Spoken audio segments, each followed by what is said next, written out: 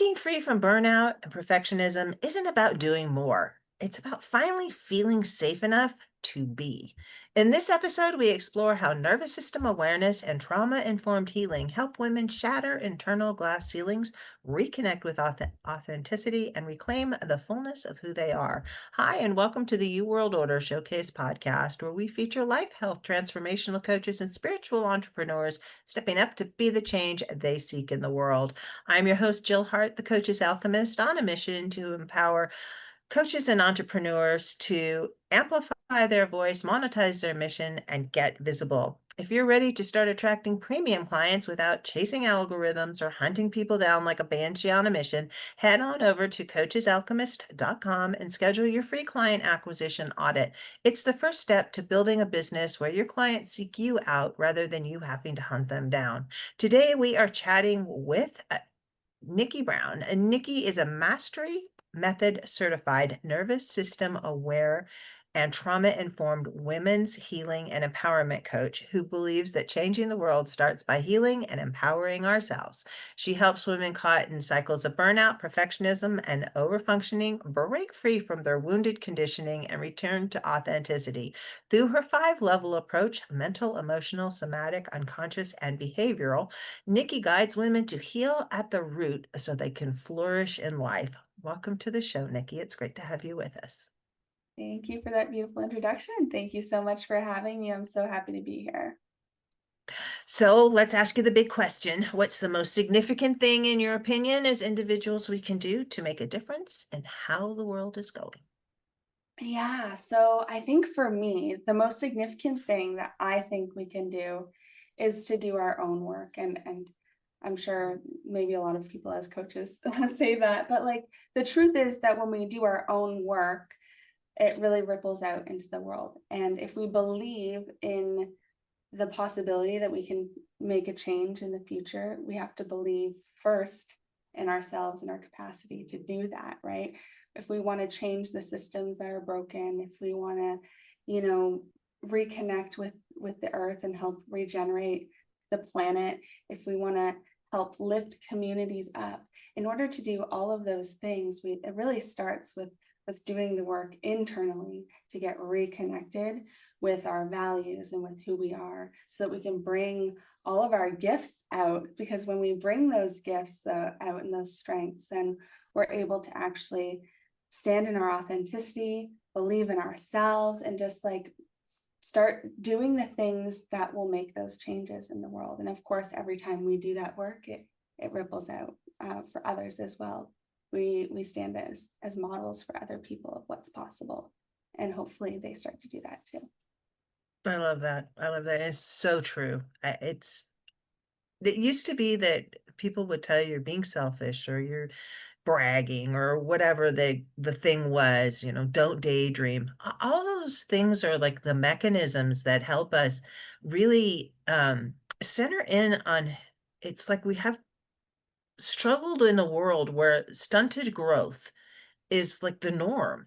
We're told that we have to fit into this framework of somebody else's idea of how our life is supposed to go, rather than just growing into who we are and being able to stand up and say, yes, this is what I stand for, and this is what I believe, and this is how I feel about myself. I'm okay. There was a book written back in the 70s, I'm okay, you're okay.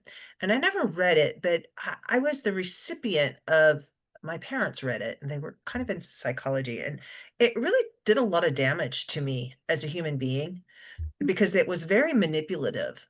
And these days people are learning to embrace who they are and just be good with it. It's all right Right. if everybody doesn't like you. It's all right if what you put out isn't perfect. It can Mhm. just be good enough. Yeah. Yeah, I love that. Good enough is it's been such a lesson for me in my life as a recovering perfectionist. I like to say, like, um, good enough is something that I struggled with for a really long time. Probably similar to a lot of people, I think, because there's a lot of women who develop conditioning throughout their lifetime of needing to be perfectionistic or needing to be high achieving or needing to, you know, be people pleasing or be the model of like this selfless, natural, caretaking, motherly woman, you know. There's so many expectations that I think are put on us, and so many that we put on ourselves unconsciously. And so a lot of that, it can feel very heavy and can lead to a lot of perfectionism, and where we start to like always be looking outward, like, am I doing good enough? Am I enough? You know. And that's been such a lifelong lesson for me that I keep, you know, working on over and over again through different layers of healing that like story of like, I am enough, I am good enough, this is good enough. um Learning how to be with where we are without it needing to be any different in order to be okay. Yeah, and I think some of this comes from just marketing. We've had Yeah. so much marketing at us. We were talking about Instagram earlier, and Instagram is Mhm. really bad for this, where and TikTok, but where you're constantly being shown filtered images that aren't real, and we're trying to live our lives in a way that is like, you're a woman, you should be able to do everything. You should be great at your job. You should be great raising your kids. You should be great keeping your house. Everything should look just right. And if you're going to plant a garden, all the rows need to be straight, no weeds. And and Mhm. there's just not enough time in the day. And then you got to be really super sexy for your man or woman, whoever you're attracted to. It's Right. just like, you can't do that. It's not realistic. Yeah. And if you try, I think a lot of women just, like, give up. They're just like, Yeah, honestly, it's so heavy. And I remember when I first became a mom, actually, one of my biggest, like my rock bottom moment where I really, before I became a coach, one of the things was that I was, you know, becoming a mom at this time where like Instagram was becoming really popular. And there was a lot of this like motherhood through Instagram thing happening, and people like posting pictures of their perfect homes and their beautiful babies online, like all the occasions, the, you know, the Halloweens and the Easters, and like what is everyone else doing? And now all of a sudden there's all these expectations like, oh, am I doing enough? Am I doing? And so at that time, you know, I went back to work and I had just had a daughter, and I was trying to be everything I could in the job that I used to have, because I was that corporate ladder climber achiever. Like I was used to looking good and doing great in that space. But now I'm like, oh, well, now I have this extra job. Now I'm mom and homemaker and all of these things. And now I need to hold all the plates in this arena as well. And then that Instagram thing was really, really hard on me in those moments. And I had so much self judgment, so much self loathing, so much stress that it really just it cracked me open. And that was the point in my life where I just couldn't keep it together anymore.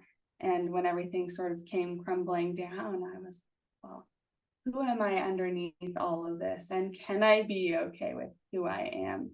So throughout that journey, that's really what I discovered. But in all honesty, when I started doing the personal development work, I set out to try and fix myself. I was like, there is something wrong with me. I'm a broken human being that I cannot do all these things.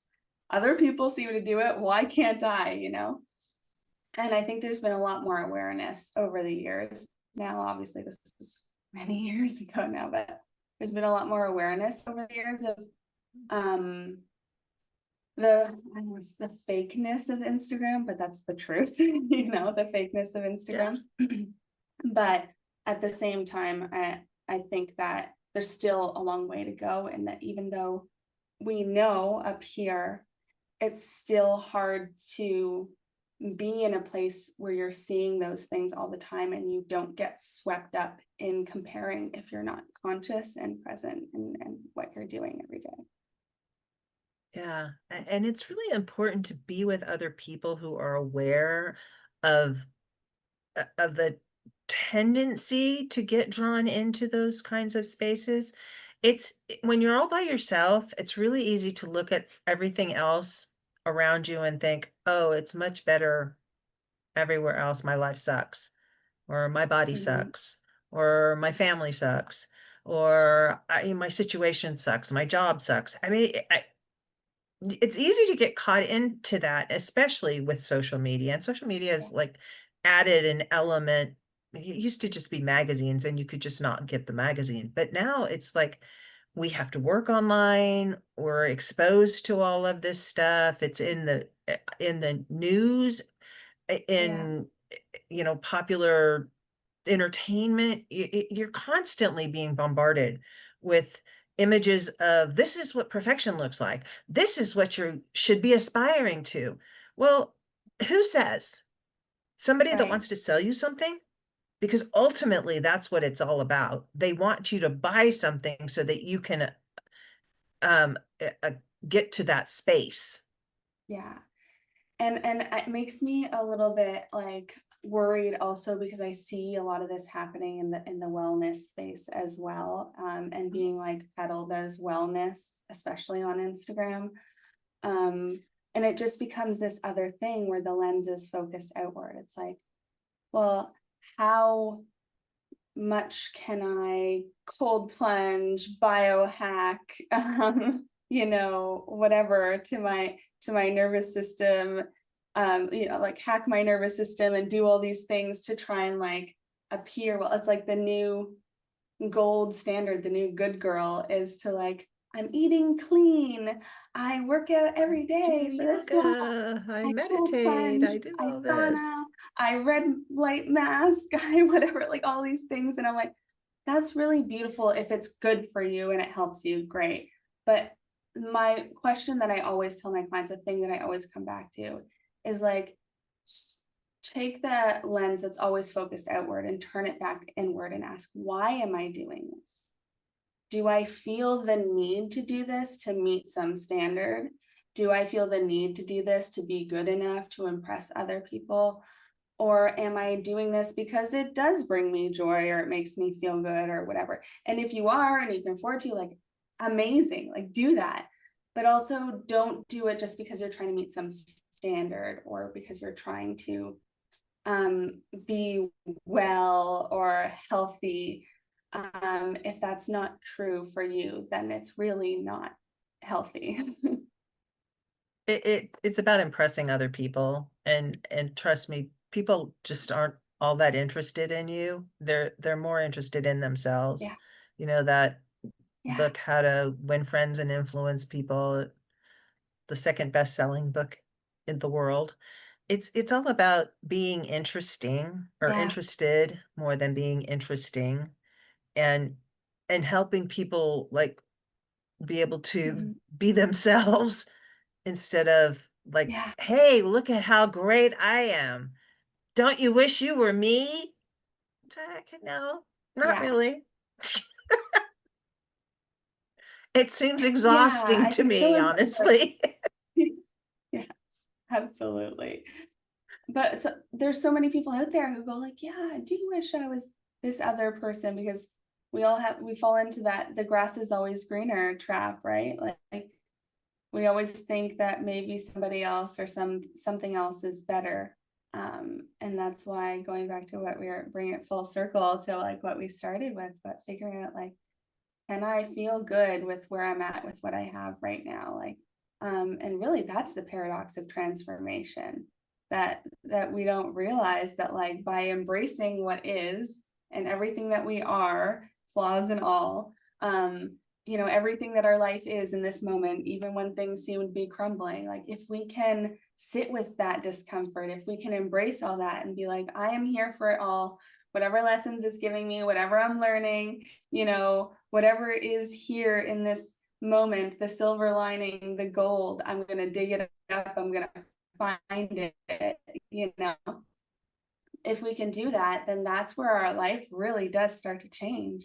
It's not through all these like little things that we do, it's through the simple things that people often avoid because they are simple, but they're hard.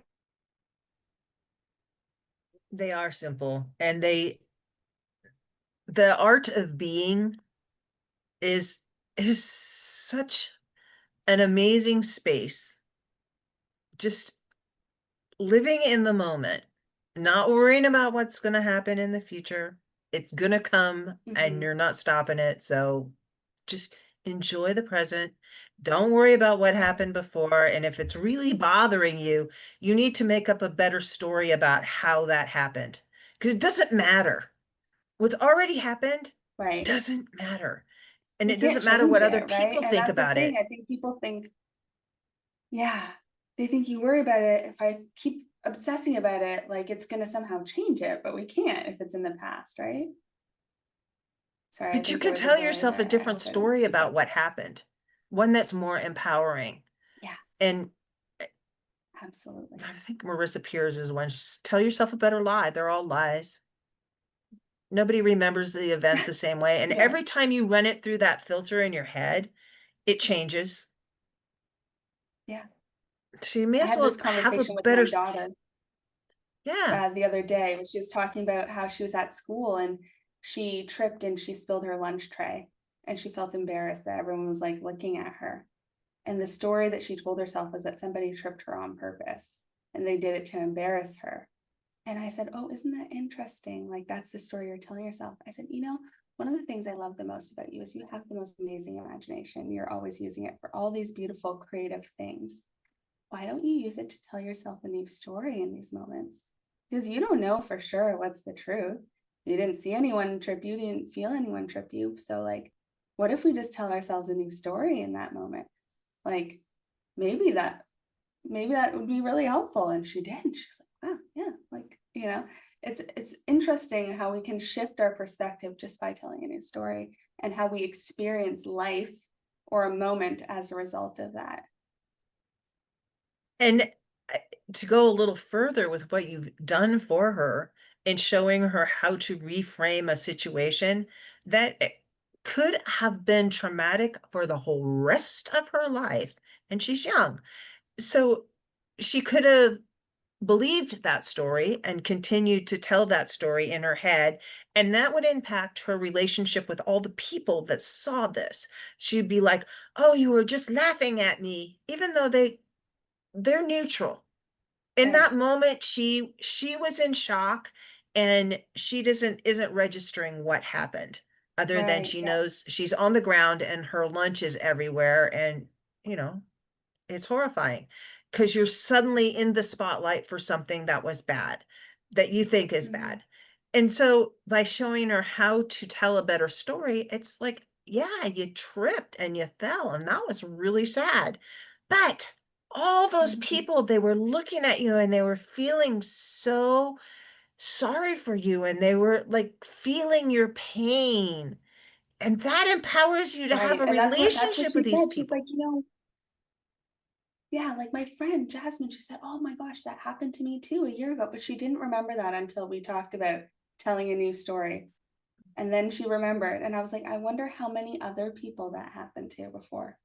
And maybe they were looking at you going, "Oh, that happened to me before as well." Right. So, like, just that shift helped her remember something supportive as well in that moment. And it's a connection. She's now Yeah. connected to all the other people who have had that experience and they're kind of a little tripped in the lunchroom club. I mean, Yeah. relationships happen in those moments. And as adults, if we can show our kids how to do this, gosh, when they grow up, they'll teach their kids how to do this and the world gets better instead of Right. being the victim. Actually, what we were talking about earlier, right? Like the ripples of like, because before I never would have had the capacity to do that. Before I started doing my own work, before I started shifting my perspective, I could have never taught my daughter that moment. I would just been like, that sounds awful. Like, you know, I'm sorry that happened to you.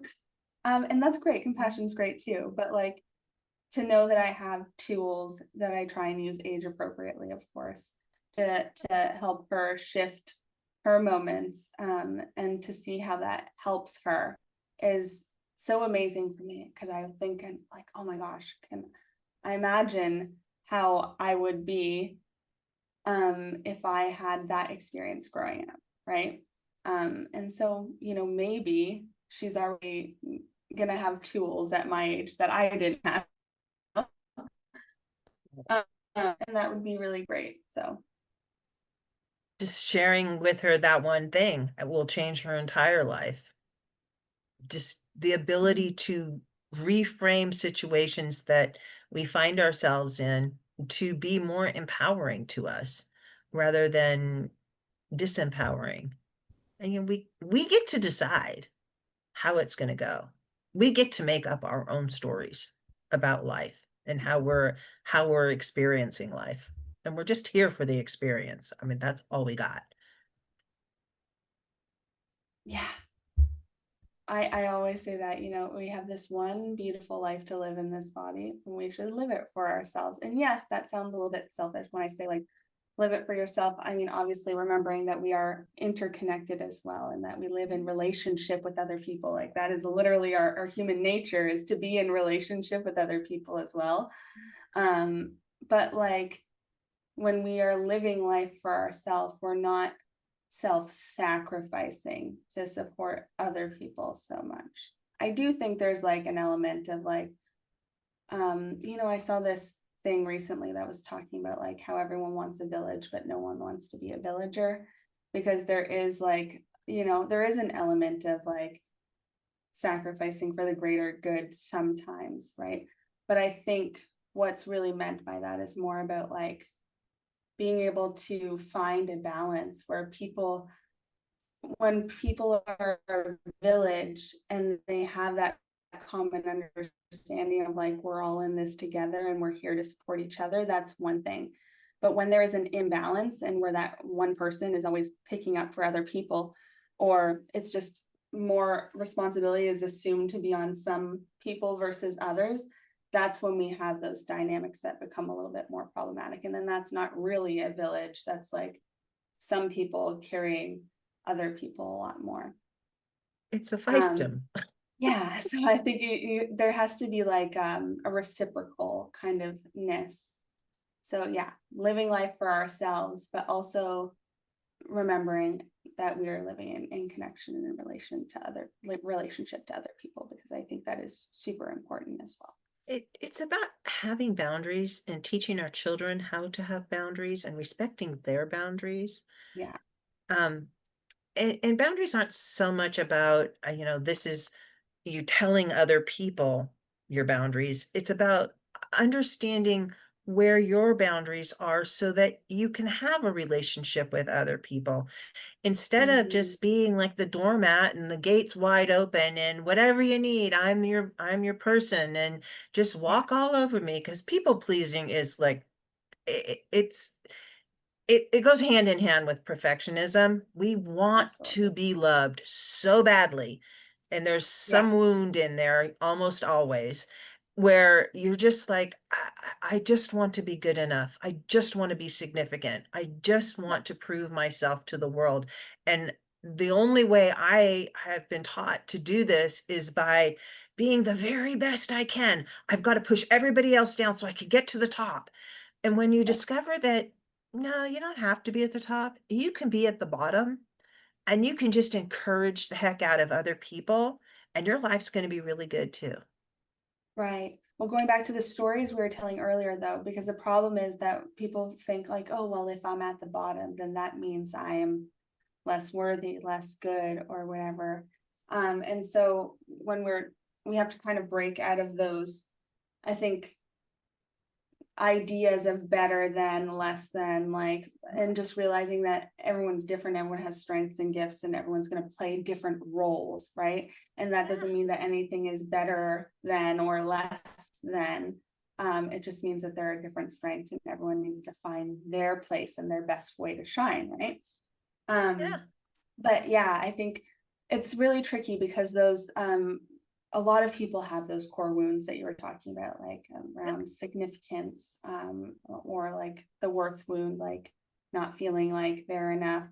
And that's where a lot of those like perfectionism and things comes from growing up with, people that are constantly pushing you like to do better, or maybe you only ever received love, affection, validation when you were like, the top of the class, or the best at this sport or whatever. And so we learn like, oh, the way that I get love, the way that I get this attachment is by being the best, right?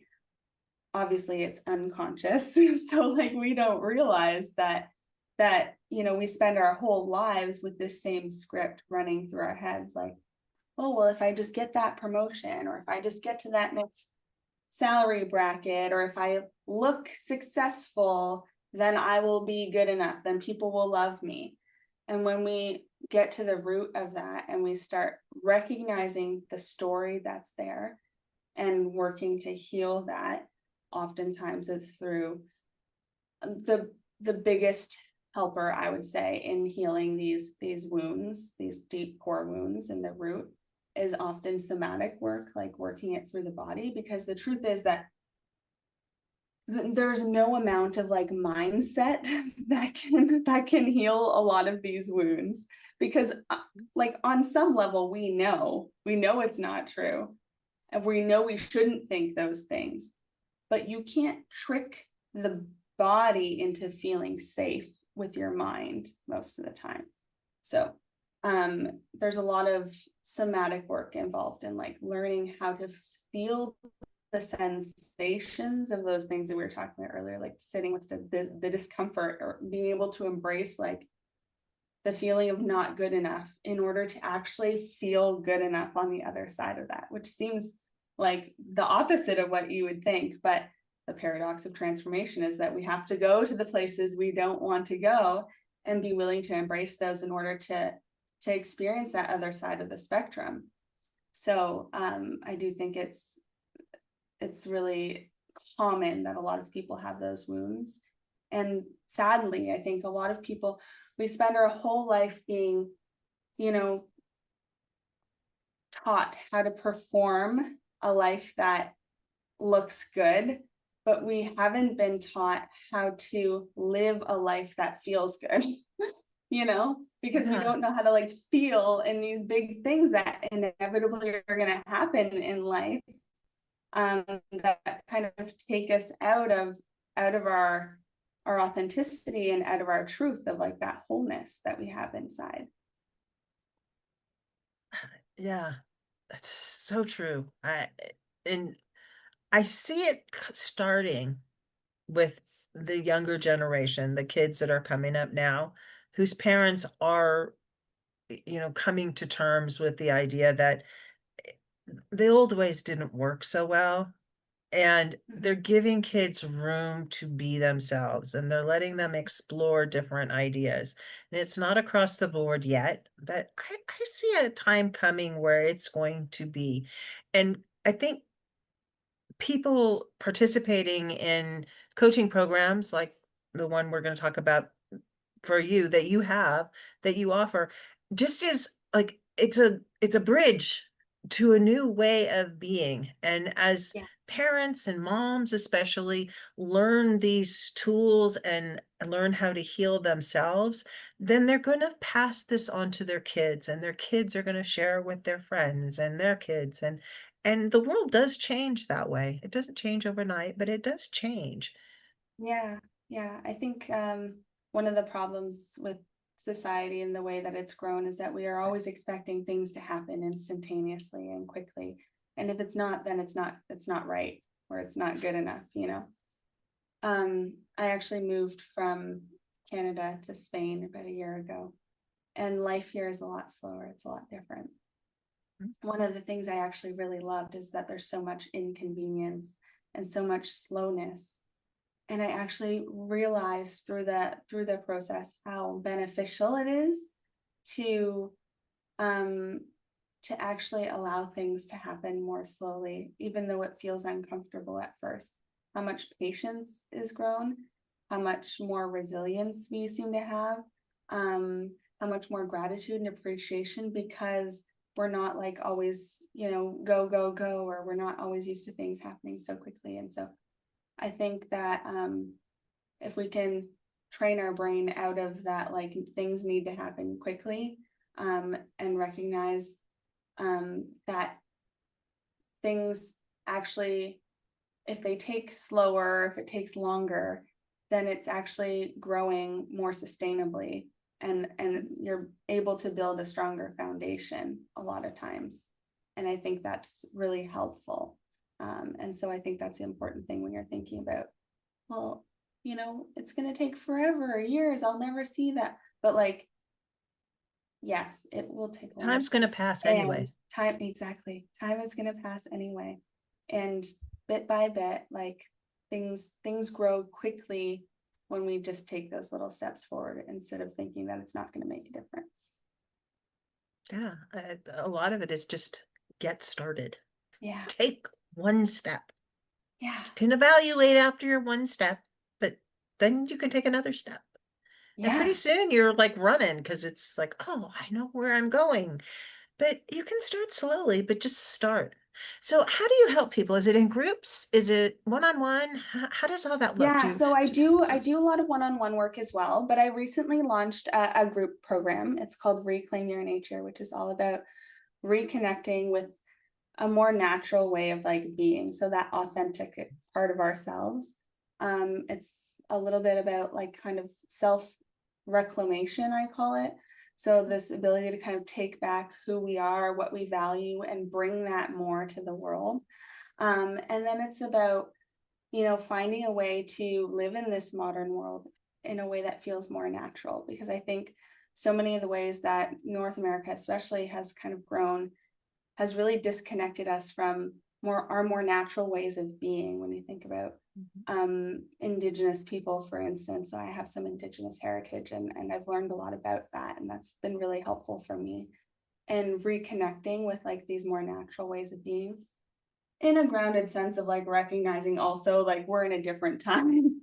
So that can't be the exact same, but like how do you still incorporate these concepts? For example, like so many women, high achieving women, will be pushing through and going all the time, and not maybe paying attention to like where they are in their cycle, and knowing that maybe your body needs different things at different times, or recognizing that we don't have to be at 100 all the time. Like just like nature has seasons, like we have seasons too. Like we need that rest time. It's okay to let things fall away in order to like let new things grow. So like being able to like really take a lot of the wisdom from nature and incorporate that in our lives, and also remember like that connection with nature as being super helpful, because it really grounds you in yourself and in something bigger than yourself as well. And It then makes you feel connected. yeah, yeah. So that program, Reclaim Your Nature, is about just reclaiming those natural ways of being, and then also that embodied feminine leadership, like learning to soften and receive, and not always have to live from that wounded masculine energy. Obviously, like there's a balance of both that are needed in order to go after goals or to live your life, but it's about learning how to work with the more feminine way of being, that high achieving women often lose in the need for like control, perfectionism, high performance, over functioning, etc. And so I think that's really just the heart of what I really want to do in the world. And eventually I would like to kind of bring this program into something that is also more connected to a regenerative model that gives back to communities and nature in the process.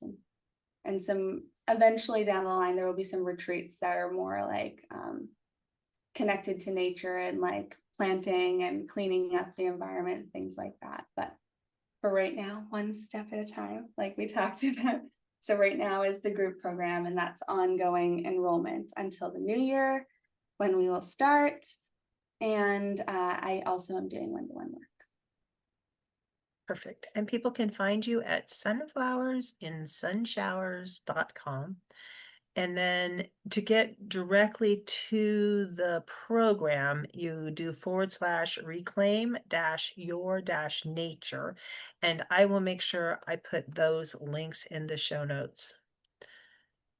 And thank you for joining us today, Nicki. This has been a great conversation. Oh, thank you, Jill. It's been such a pleasure. I really appreciate it. Thanks for tuning in today to the You World Order Showcase podcast. If you're ready to amplify your voice, monetize your mission, and start attracting premium clients, your next step is simple. Head to coachesalchemist.com and schedule your free client acquisition audit. Be sure to join us for our next episode as we share what others are doing to raise the global frequency. And remember, change begins with you. You have all the power to change the world. Start today and get